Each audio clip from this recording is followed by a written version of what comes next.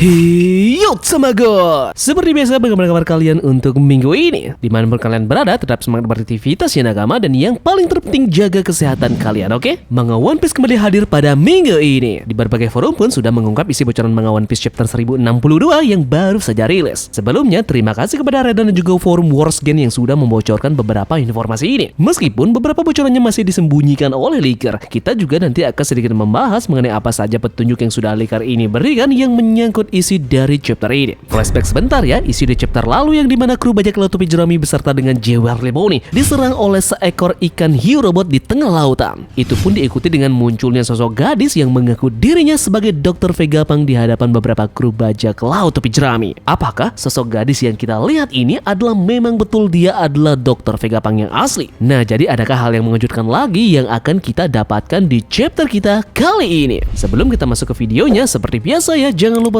subscribe, like, dan komen untuk bentuk support kalian atas channel ini ke depannya. Jika sudah, terima kasih banyak dan bersiaplah nakama. Tarik jangkar dan mari kita berlayar.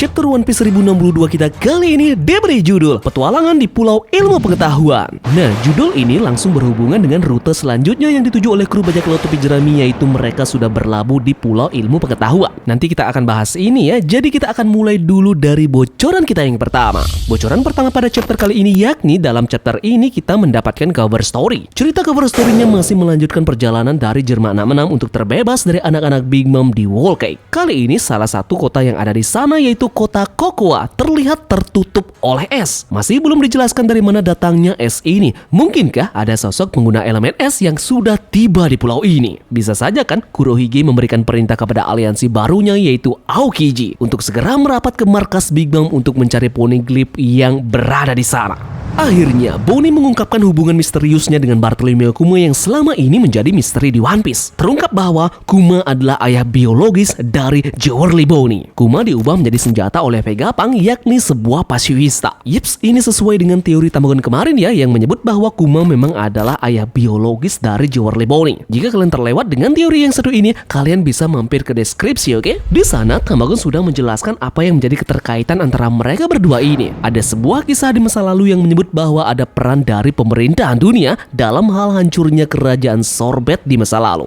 Nah, secara garis besarnya adalah Jewelry Bonnie ini diculik oleh pemerintahan dunia untuk tujuan tertentu. Kemudian, Bartolomeo Kuma menyelinap masuk ke pemerintahan dunia dengan cara menjadi seorang Shichibukai guna ingin menyelamatkan putri cantiknya yang sudah ditangkap oleh World Government. Kuma sudah tahu konsekuensi yang akan dia dapat sesudah dia masuk menjadi Shichibukai dan menyelamatkan anaknya. Jadi, dia meminta izin kepada Monkey D. Dragon selaku atasannya untuk menyelinap masuk ke sana guna bukan hanya menyelamatkan anaknya, tapi juga tugas khusus dengan tujuan memberikan informasi penting pemerintahan dunia ke tentara revolusioner. Kita kembali akan membahas ini sedikit di review chapter nanti ya, jadi kita lanjut dulu ke dalam pembahasan bocorannya.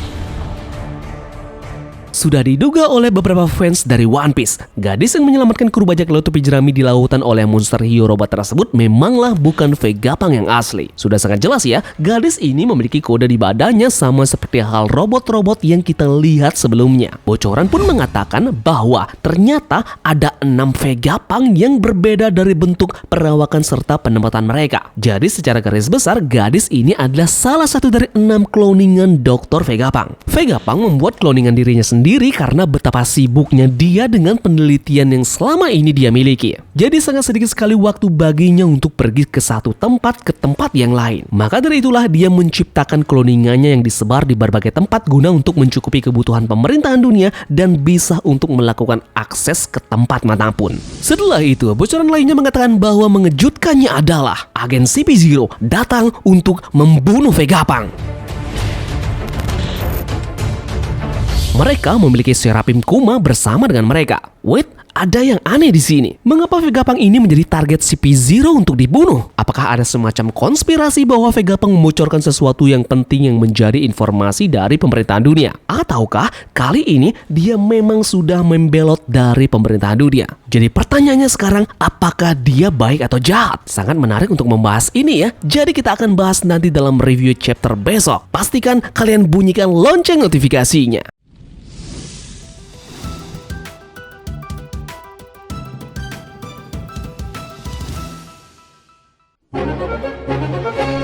Seperti biasa, jika kita membahas tentang spoiler terbaru One Piece, kali ini Tamago juga sudah siapkan beberapa informasi unik dan juga menarik terkait berita One Piece yang sudah beredar seminggu belakangan ini. Selain itu, Tamago juga merangkum fakta-fakta dalam One Piece yang mungkin belum kalian ketahui dalam video kita kali ini.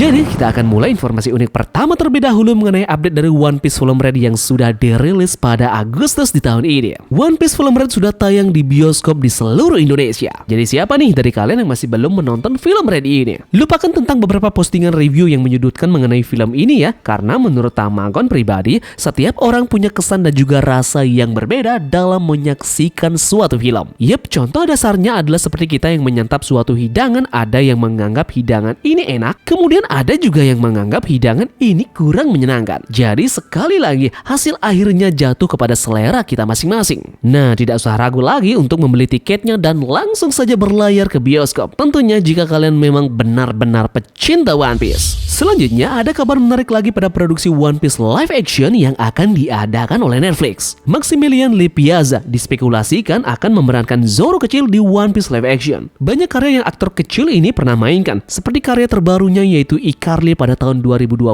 dan juga Spirit. Dari tampang dan juga perawakannya memang sangat cocok ya dengan karakter Zoro waktu dia masih kecil. Ada foto yang memperlihatkan navigator cantik kita yaitu Emily Root yang memerankan Nami sedang melakukan proses syuting di suatu tempat. Dia tentunya sudah sangat terlihat menjiwai aktornya sebagai navigator cantik ya. Terlihat di sini dia membawa sebuah peta dan menunjuk lokasi tertentu yang tampaknya akan menjadi tujuan berikutnya dari Luffy.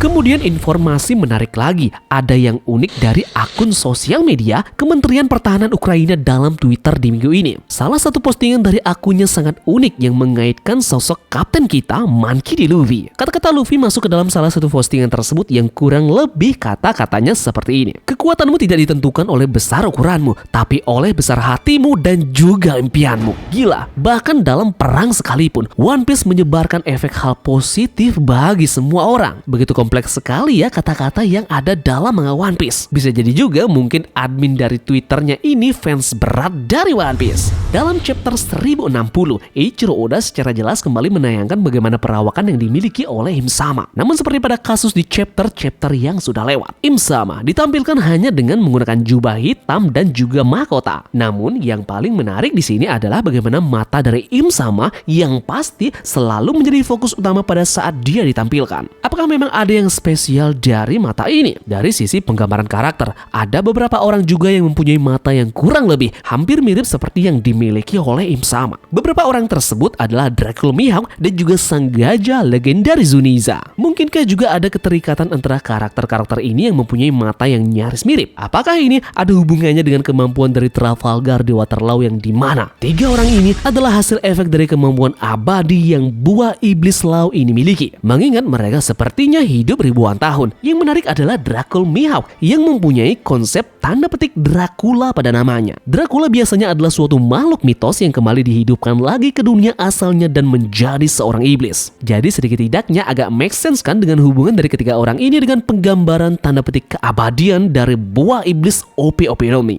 Ataukah bisa jadi penggambaran dari seseorang yang mempunyai mata yang sama dengan Im Sama ini punya kemampuan melihat segalanya. Seperti kasus lain di mana ada Hakuba yang mempunyai mata yang sama. Ini pun menjelaskan bagaimana Hakuba bisa mengenai seluruh peserta Blok D dalam sekejap mata tanpa kesulitan sedikit pun di Dressrosa. Nah, jadi bagaimana nih menurut kalian dengan hal ini? Ada yang unik dari pernyataan Eiichiro Oda dalam SBS volume 48. Eiichiro Oda menyebut di sana bahwa setiap kali profesor tertentu akan muncul dalam cerita, kebenaran dari buah iblis akan segera terungkap. Nah, mengingat Vegapunk dikatakan telah memahami kebenaran dari buah iblis, jadi kemungkinan besar kita akan mengetahui segala sesuatu yang berhubungan dengan buah iblis ada dalam arc ini nantinya. Entah itu akan mengungkapkan sebenarnya dari mana buah iblis itu berasal, bagaimana buah iblis ini dimasukkan ke dalam senjata, dan senjata tersebut dapat kemampuan buah iblis. Bagaimana juga cara dari Dr. Vegapunk untuk mengambil DNA seseorang atau makhluk tertentu untuk diekstrak dan kemudian lalu bisa membuat buah iblis buatan. Jadi mungkin sebagian besar pertanyaan ini akan kita dapatkan di arc ini yang akan dijawab semua oleh